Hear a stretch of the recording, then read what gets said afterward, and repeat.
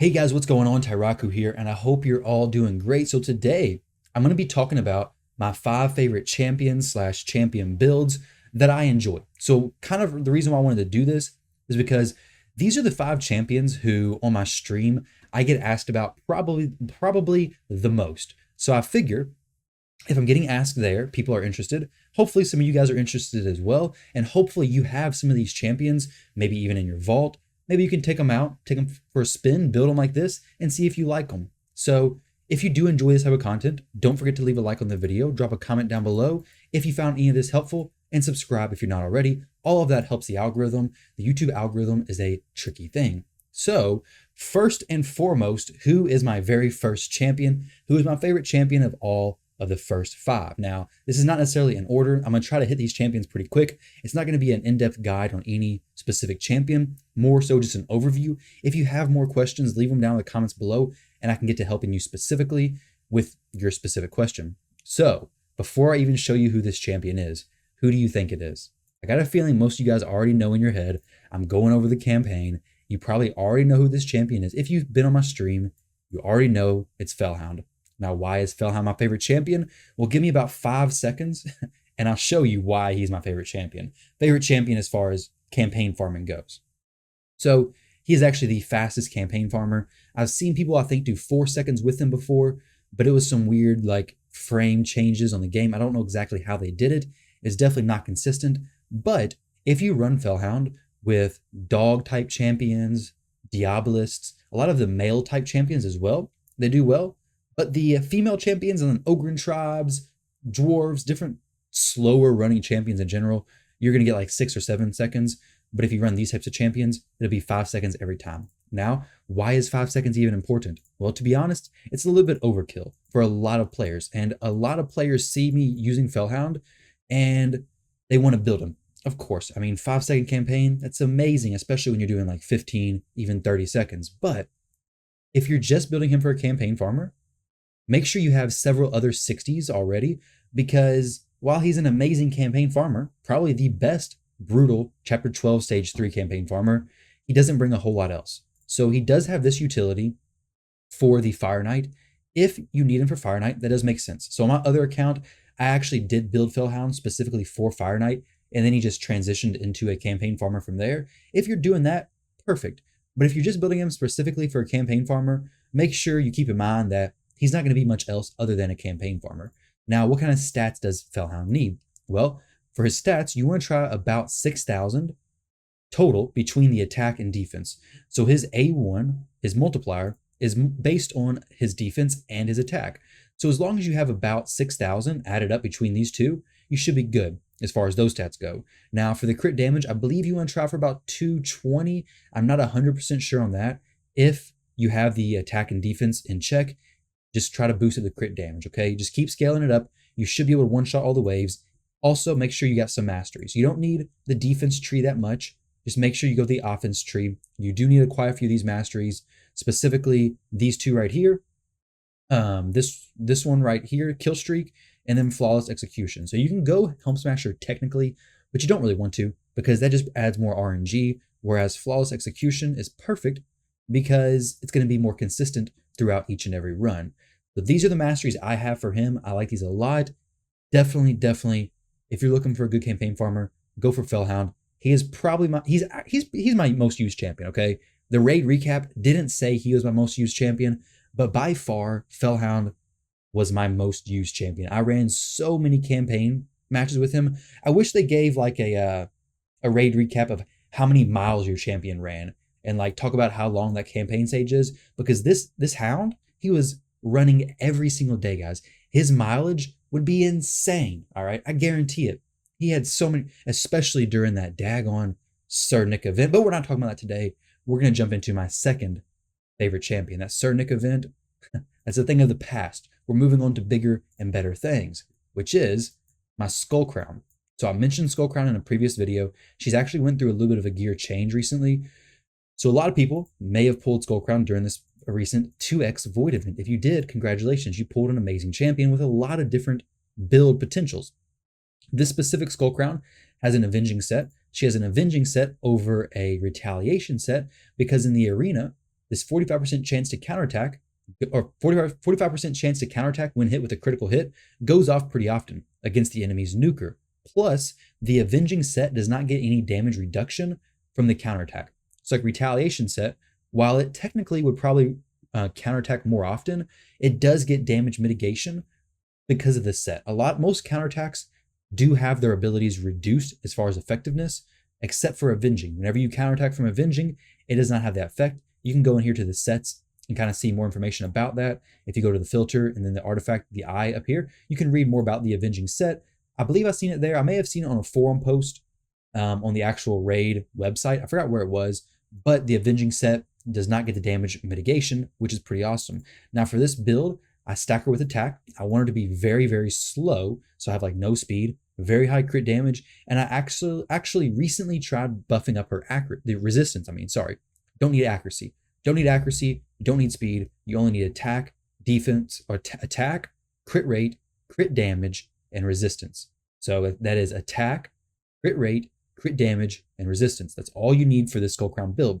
The reason why you want some resistance is because if you get stunned, if you get slept, well, slept not so much because they can wake you up. If you get stunned, if you get any effect on your champion that could stop you, if you get your buff stripped, your unkillable buff stripped, anything like that is going to pull her out of the unkillable that she procs on herself, or she's just not going to get to take a turn. So you want to make sure that she has the best chance to ignore any of those debuffs as possible. I'll jump in here to the arena match and show you guys what she does. So like against a Madame Ceres, it's probably not going to be great. Now against a team like this, it'll probably be pretty decent. So the Hegemon's going to do AoE. Nobody here is going to strip me. This Arbiter could strip me, but I doubt it. So I will try her against that team. Ideally, that Skullcrown build is insane. And I'm actually going to throw in my Lydia just for the resistance aura. So she'll have 441 resistance now instead of the 341 she had. Also, I don't want Skullcrown to be in the lead. So if you have another champion, throw him here just so you don't accidentally put Skullcrown in the lead, because this extra speed is not something you want. You don't want her to take a turn. My Lydia is not going to contribute to anything probably. She's probably going to die in the first go around anyways. I hope she does. But this is how the Skullcrown works. Counterattack, boom, 1. Hopefully she procs the unkillable. Okay, so we got no stun there. You actually see the resisted. So Trunda does have a chance to stun my Skullcrown. She didn't though, because we have enough resistance. Our Arbiter also has a chance to remove this buff, which we don't want to happen. But then every time Skullcrown's just going to be counterattacking. The Duchess rezzed and didn't really do anything. See, that stun, that was an issue. That was from a set that the Hegemon has. I'm pretty sure it's a stun set. I mean, I guess it has to be. He doesn't have any other way to stun people. So what happens there is the stun did apply. Skullcrown was basically useless at that point, and she died. This build is a lot of fun though, and it does win some matches. Now granted, just then, I just tested out with that build by itself. No other champion alongside her. I typically run on my 3v3 team. I actually run, I'll show you specifically what I run. I run okay, that's the wrong defense there. Let me see. It's my offense team, sorry. I use Seeker, Skytouch Shaman, Duchess, and Skullcrown. So I use her for some block debuffs and some debuff cleanse, and then Duchess to res and veil, and then Seeker for increased attack. So this is the team I run pretty often on my offensive like go second team. They're very, very tanky. Seeker also brings an increased defense whenever he's hit with a crit. A very good team. But that's my Skullcrown. I love that Skullcrown build. I think it's a lot of fun. It's the most fun whenever you go against the Lysandra, because Lysandra will constantly reduce Skullcrown's turn meter, and Skullcrown will get counterattack after counterattack after counterattack. And against an AI, it's so annoying. Now, obviously, if you're an actual player and you're attacking a Skullcrown defense who has an avenging build, yeah, you can play around that. And it's not a big deal. But when you're attacking into a Lysandra and she's on defense, the AI and raid will just keep that Skullcrown's turn meter reduced, and that unkillable will never fall off. And it's hilarious to watch, to be honest. Now, my third, I guess, favorite, my third champion I'm showcasing today is Ray. So why Ray? Well, for a long time, I used her in the arena. I'm still using her in the arena, actually, which is why this worked out. Now, I don't know what her minimum stats are for Nightmare campaign farming exactly. I know Murder Inc. did do a video on Ray a while back, and I'll leave his link to his video down in the description below. And that's where I had first seen it. I seen that he did this. I was like, well, I'll give it a shot. I raise in my arena nuking gear, so I'm pretty sure she can do this. Now, Nightmare campaign farming is a decent place to be. I don't do it very often. Honestly, it's not the most efficient thing, I don't think, because with the clan versus clan stuff going on, you did need a lot of mystery shards. You don't get mystery shards from Nightmare campaign. If you're leveling up 1-star champions and you do have the raid pass going on, you can level those in one go, which is nice. If you don't have the raid pass on, it's not as good. If you are leveling 3-star champions and above, I think it's technically more energy efficient, but you don't get any of the mystery shards. So if you're still needing mystery shards, you probably want to stick to brutal. But if you're not worried about mystery shards, you can do Nightmare campaign. It does level your champions faster, of course. So Ray, in my arena nuking gear, does this in 14 seconds. Very consistent, very fast for Nightmare campaign. And I mean, if you're using Ray in the arena anyways, and you have Savage gear, now you don't need all this. Like I said, I'll link Murder's video, and I think he goes into the actual minimums you need. But this is what I have. Obviously, this is a little bit more on the overkill side of things, but it works. And if you're building an arena nuker, you want to try to get to this point anyways. So this is what I like Ray, because she does great in the arena, very good utility there. I don't have a Trunda, so I gotta make work with what I have, and she does Nightmare campaign farming as well. Before I geared Ray to do this, or before I actually put Ray into doing this, I was using Biggin, and he works out very well also, but the gear requirement with him plus Ray was a little tricky. So maybe try your arena nuker out. Maybe your arena nuker can actually do Nightmare campaign by themselves as well. I don't know. Depends on who you're using. If they have AoE abilities, they very well may be able to. So give them a shot. My third champion that I want to mention is Retaliation Set Vrask. So this champion is actually a ton of fun. Now, I did a video a while back saying that this is the set basically made for Vrask, or Vrask was made for this set, something along those lines. But essentially, this set allows him to become a healing monster. Like, he heals so much. So if you don't know what Vrask does, he has an A1 ability. Cool. He attacks the enemy. Sweet. I don't really care about that. I mean, this fills the champion's turn meter by 20% if this attack is critical. That is perfect because that synergizes with the passive he has. Now, his A2 ability, honestly, just get rid of this. I don't even want this ability in his kit. I just want his whack. I just want him to whack the enemy. That's perfect. So this whack ability paired with his passive, which is heals all allies by 10% of this champion's max HP when he inflicts a critical hit. When you have this, make sure, one, he has a lot of HP because this is healing by 10% of his max HP. So stack his HP, make him fast, and get his crit rate to 100%. His crit rate is 100%. He's getting more turn meter. He's getting big heals. And if he's in retaliation gear, he has a 35% chance to counterattack when hit. When he counterattacks, he will get a turn meter boost. He'll do the heal, and he's an incredible champion for faction wars. If you have Vrask, you don't really got to worry about too much extra healing because he'll keep your team alive, especially whenever you're going against waves who have AoE damage dealers. He's going to get hit. He's going to counterattack very frequently, and if he's not, you build him out fast enough, he's going to be taking turns pretty frequently anyway. So definitely a champion if you don't have him built and you're going through faction wars, or even if you don't have him built and you're just struggling with any part of the game with not having a healer. Definitely a champion worth looking into.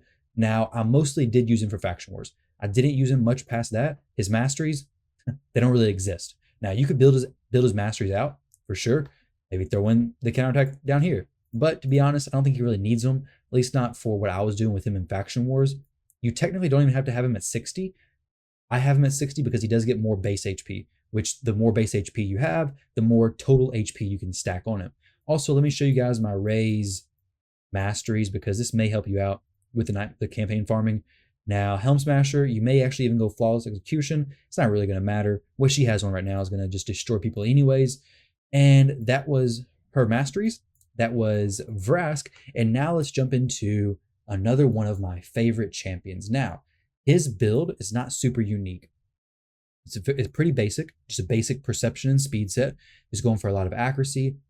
I build him more for defense and HP, so I want him to be tanky, be able to survive, make him very fast so he can cycle through his abilities. Now, Stagknight is a champion who you can build him in a lot of different ways. When I was going through Faction Wars, I actually built Stagknight I put him in a stun set, and I had enough accuracy where he was still landing his debuffs. The reason why I put him in a stun set is because if you don't know my boy Stagknight, He has 2 abilities only.